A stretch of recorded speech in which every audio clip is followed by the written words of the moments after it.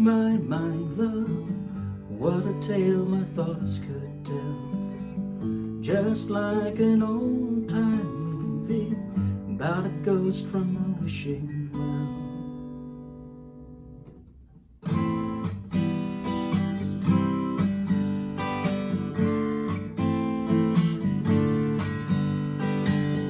Horizon, rising up to meet the early dawn. Dust demon, screaming, bring an eagle to lead me on. So, this is a guitar that I am just super excited about. This is a instrument that has been in here for a while. Getting restored. This is one of the few times that I've been doing one of these really long restoration projects that isn't a customer job. So this is a store stock guitar. This guitar is for sale. There's a link to this guitar on my Reverb page down in the description. If that link is still active, this guitar is still for sale. If it's not active, but you like what you hear in this video, give me a call anyway. I may have an instrument kind of along these lines, you know, that's still for sale. So just keep that in mind.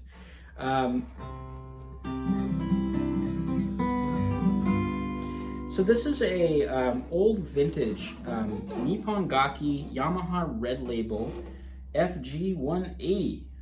This is like, you know, as classic as it gets, you know, for these old vintage Yamaha guitars, which, you know, these guitars have a reputation for a reason. I've heard these guitars referred to as cannons, just because of the sheer amount of volume and tone that these things produce. And that's kind of due to the very specific way that they were braced and built back in the day and the materials used. I've also heard them referred to as the poor man's Martin, though I personally think that the Yamaha and Martin have very different characteristics and tone. Like, that's pretty high praise, I think, to call something, you know, anything comparable to you know, Martin guitars, classic Martin guitars. So, you know, I really think that these things are very cool. The company, you know, Yamaha produced these guitars at the Matsumoku Guitar Factory, which has become kind of legendary. They produced a number of different brands, including Aria and you know, some of their lower end brands like Lyle and some, you know, things along those lines. But these Yamahas were kind of like, you know, the flagship of this place, even though it wasn't their house brand. I think Aria was actually their house brand. Yamaha guitars was really kind of what these guys became known for. The build quality on these instruments is very, very high. There's a reason why these things have all kind of lasted around to the current day. Like this guitar was, I haven't looked up the serial on this, but I'm gonna say that this guitar was either produced sometime in the early 70s or the mid to late 60s. That's generally when this style of Red Label came out. Just as an FYI, for those of you who are going to like go and check serial numbers and all of that, Yamaha recycled their serial numbers every 10 years. And so basically you kind of have to become a little bit of an historian to look these things up, because you have to know both the serial number order and be able to get that, and then to look at the label that it has, the type of label that it has, and figure out what decade it was that they were using that particular kind of label. So all of that kind of nerdy shit out of the way, let's go ahead and talk about this guitar here, the things that were done to it, and kind of why I think that, you know, people should check this guitar out if they're looking for one of these to buy. So the Yamaha FG-180, this is kind of one of their higher end models. The number that the guitar typically had for Yamaha and for Martin and for a number of others kind of indicated like the quality of the build, and usually sometimes the materials that were used, sometimes it indicated like the kind of trim that was being used in the guitar. In this case, it was kind of a matter of materials, and it's also a matter of some building choices that were made in this particular guitar. So, you know, as far as like the Yamahas, like the classic Yamahas that you can go out and get, like the 180 is a pretty good one. It's sort of like getting the D28 a Martin D28 equivalent of a Yamaha. You know, it's not the highest end one, but it's also maybe like you don't need the higher end one because this one has kind of the same stuff going on, just a little less flash, you know. So it's got that going for it. It's a large, you know, typical, you know, kind of Martin, or not Martin, but you know, typical kind of Yamaha dreadnought style, which means that it's got kind of the upper bout of kind of a Martin guitar, but when you go down and look at the lower bout, it's got a little bit more size to it, a little bit more roundness. The bracing in these guitars is very light. It's very snappy, which is one of the reasons why these guitars sounded so good off the shelf, and it's one of the reasons why, and the build quality and the way that they put in those braces is kind of what makes these guitars last for as long as they do. There's differences in kind of the clamping methods, glues, and other things that were used in these to kind of make them have the longevity that they do. And also kind of give them, you know, the tone. It just hella headroom on this thing.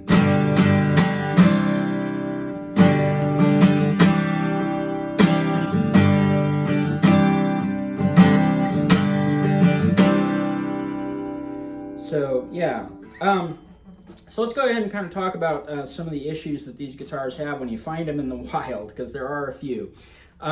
These guitars were very lightly built, which means that they have one kind of particular issue that most of these guitars are kind of dealing with these days, and this is kind of something that's going through the luthier community in terms of like how we're all going to deal with it, because there's kind of a unique case in these guitars. These guitars are all kind of getting up towards the age where they need neck resets. This guitar was no exception. When it came in, it really needed a neck reset very badly, or it just wasn't going to play very well. If you see a guitar that's got high action, high strings, low saddle, low bridge, you know you're into neck reset territory. And so this, you know, guitar badly needed one. And so that's been done already. The problem with doing neck resets on these guitars is because these guitars were kind of put together with some sort of unique glues, they don't come apart the same way as Martins do, or, you know, most other guitars do. And so we in the luthier community have been kind of trying to figure out exactly how we're going to deal with this.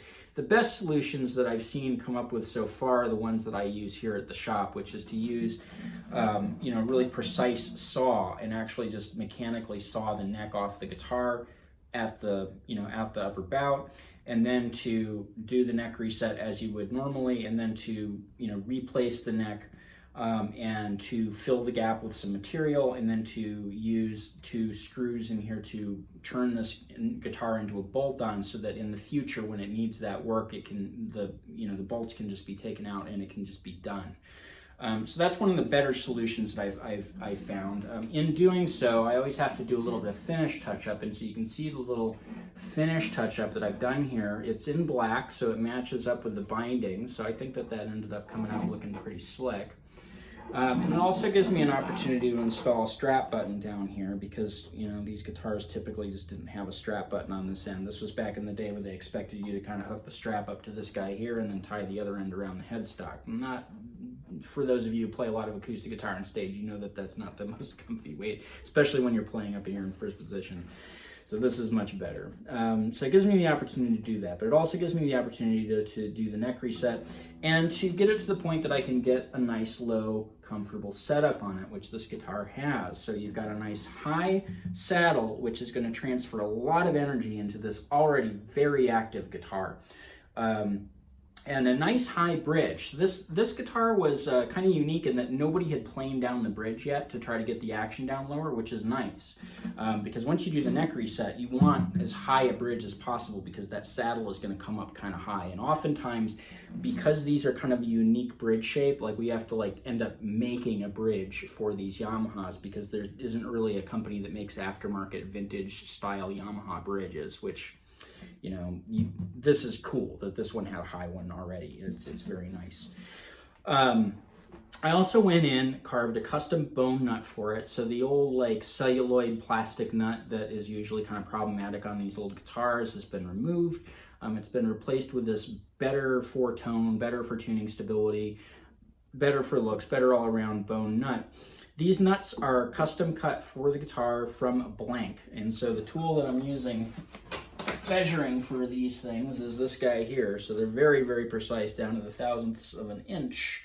And, you know, you get best possible string spacing for the neck, you know, doing that and everything.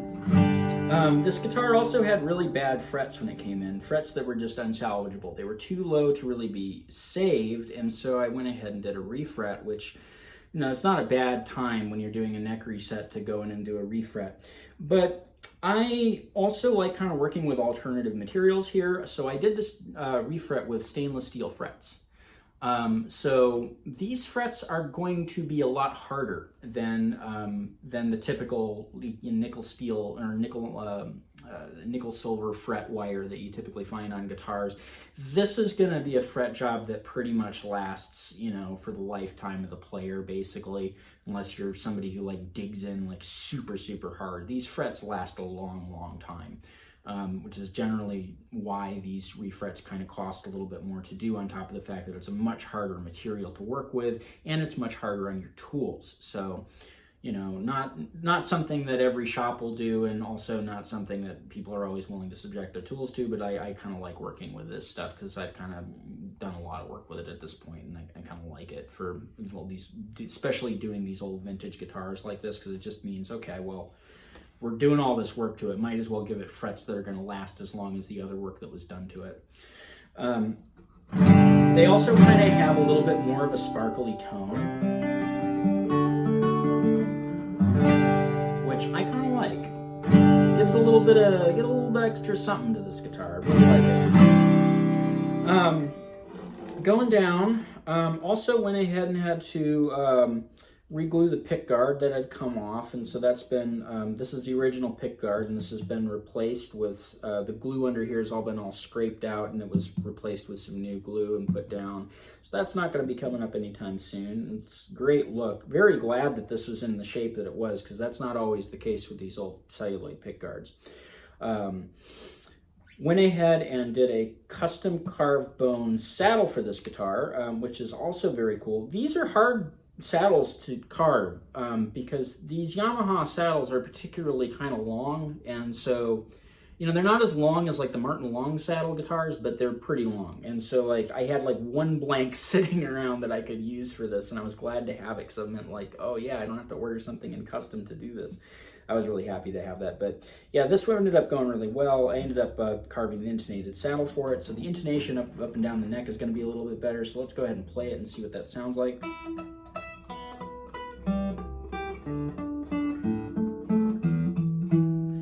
Acoustics are never going to be perfect, but that's pretty close. Also got custom fit bone bridge pins. Each one of these holes has been reamed for the individual pin that goes in there, meaning the grip that those pins have is really, really tight and nice in there. Same thing with the saddle. It's very, very tight and nice in that slot, which means better tone transfer.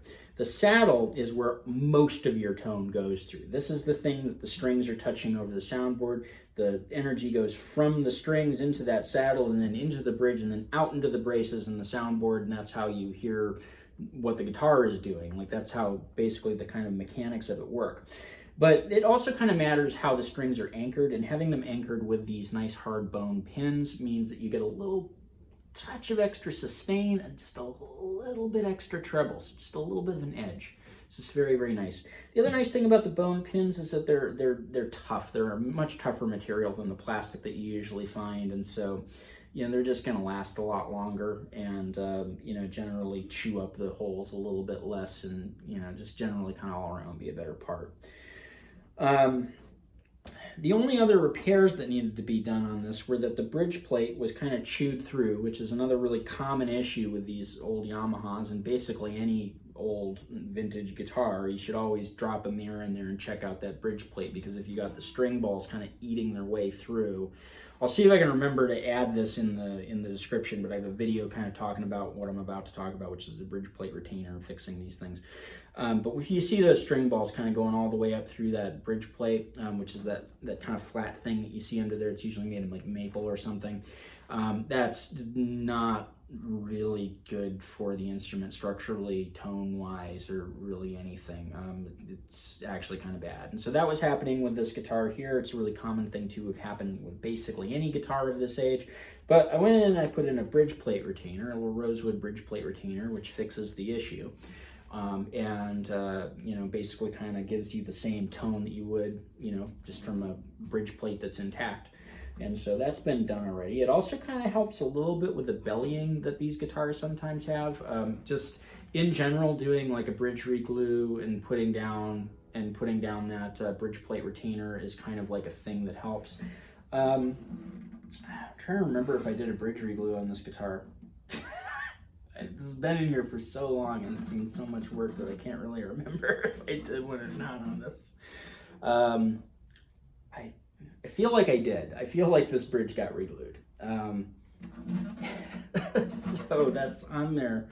It's on there professionally. It's not going to come up. Anyway, it'll be warranted.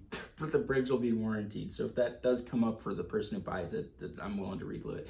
But I don't get bridge reglues that I do in this shop back, so I'm not worried about it. It's you know, it's all repaired. So in short, kind of the message that I'm giving to y'all is that when you buy a vintage guitar, there's oftentimes a lot of little things wrong with it. Sometimes they're not so little things. Sometimes they're big things. And when you look at something like this, an old guitar from like the 1960s, you might see one up for cheaper than this one that I'm going to put up, and that's fine. Just keep in mind all the work that's been done on this, like the neck reset, the refret, bridge plate retainer, bridge reglue, you know, all of this stuff that's been done to this guitar to get it back up to playing condition. This guitar plays like a new guitar, but it has that vintage sound. It has that age to it. It has all of the things that you really want to get out of a vintage guitar, and none of the things you don't want to get out of a vintage guitar. You know, for all those of you out there who are watching who are like, you know, car aficionados or bike aficionados or people who work on mechanical stuff, you know that there are, you know, in any kind of machine, and the guitar is a machine, that there's going to be parts that kind of wear out after a while, and there's going to be a lot of problems that you got to kind of chase through your systems. Like you get an old car and you're like, oh yeah, I got an old Ford Falcon for like $500. Like, yeah, you got a lemon. I got a Ford Lemon. You're gonna have to like chase that out. You're gonna have to go through the entire brake system. You're gonna have to like do work on all the gaskets, the engine, like just, it's gonna be a lot of work to get that thing running up to the point that it's a reliable driver. And it's the same thing with guitars. You know, I can't tell you how many times I've had people come in with, you know, old vintage Gibsons and stuff that they've picked up on Reverb for, you know, a suspiciously low price. And, you know, they come in here and I'm just like, well, that's going to need like $700 worth of work to get it running again. That's already been done on this guitar. So, you know, if you are looking at something that maybe is a little more sketchy, you know, just consider that this is kind of a safer option. On top of the fact that the work has already been done, like I do offer warranties here on the work that I do on these instruments. And so, you know, this is a pretty safe buy for a vintage guitar. And for what it is, for, you know, what kind of Yamaha this is, for what era, like, I really think that this is going up for, you know, a pretty good price. And it's going to be a really good player for somebody who wants it. And I got to say, like, you know, I have a lot of guitars pass through here. I am really excited about the tone that this thing has.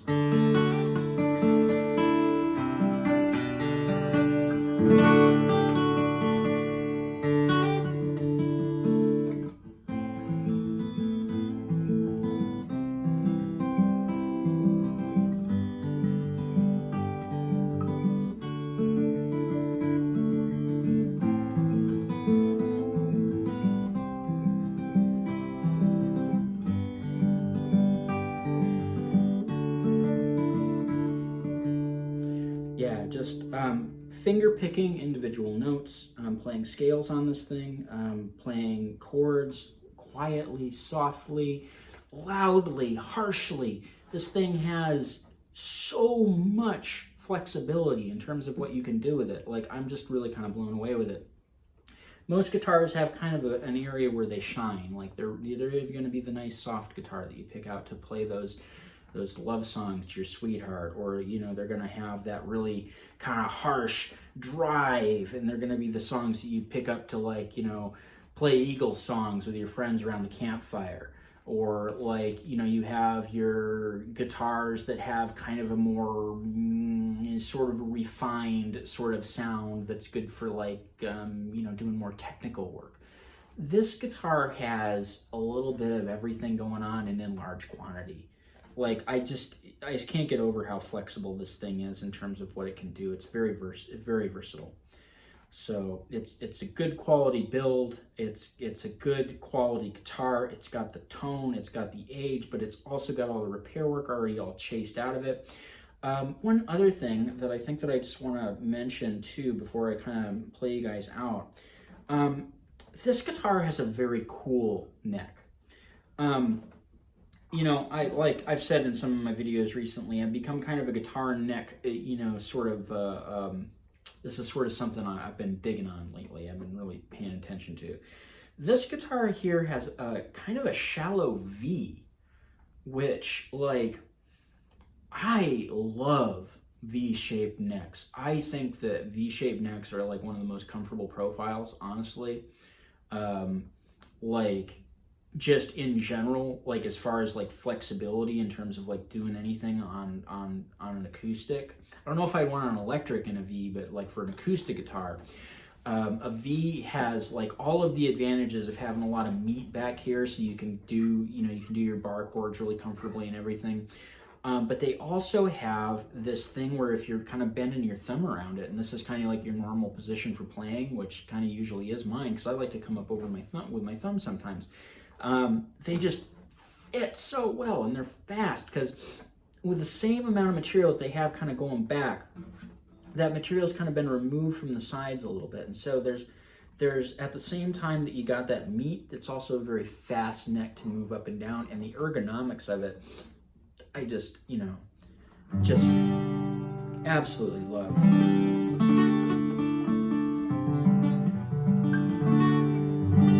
It's not a harsh V though. I've played guitars. And if you play guitars from around the turn of the century, kind of running into a harsh V is kind of a typical thing. For this to have a V in the age that this was made, it's a little bit unusual. Not that unusual, but a little unusual.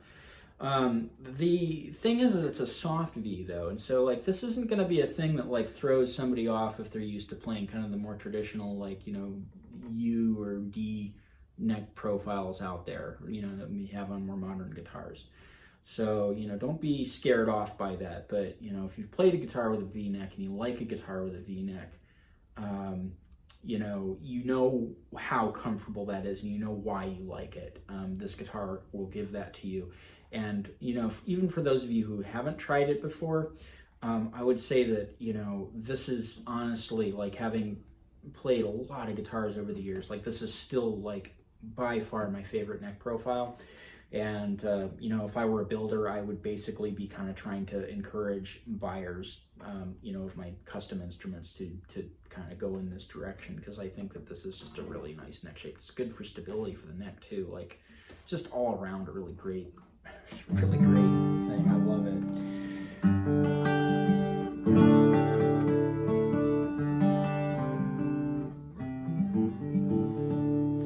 So anyway, kind of getting lost in playing here, but that's the Yamaha FG-180 Nippon Gaki, made in Japan, Yamaha red label.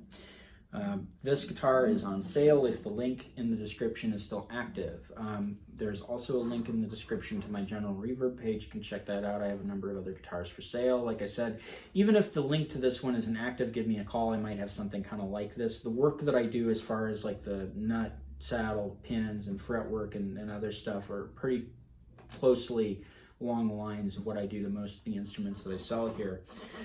And so, you know, I might have something for you. I also have a link down there to my website that has my contact information, my pricing info for repair work, which is my primary business here. And if you want, you can check out the rest of the videos on my channel, which generally have to do with like tips and tricks for players, you know, stuff like that. You know, if you find that kind of thing interesting, definitely check that out. On those videos, it's more pertinent than this one because this one's mainly an ad for the guitar, but I also have a link to my Patreon and my Ko-Fi. Now, as far as what those are useful for here for you guys, if you have questions about a project that you're doing, an instrument that you're doing, I am happy to get those questions through Ko-Fi and through Patreon. That's just one of the services that I'll offer customers, you know, through those two means. And if you get a hold of me through there, I'm happy to sit down and like walk people through their problems and help out in as best as I can remotely, and kind of give you guys the benefit of the 20 years that I've been doing this. So keep that in mind. Anyway, this has been Drew Jones of Drew's Guitar Shop in Seattle, Washington, showing off this cool old vintage Yamaha red label. I'm going to go ahead and play you guys out with a little bit of Paul Simon.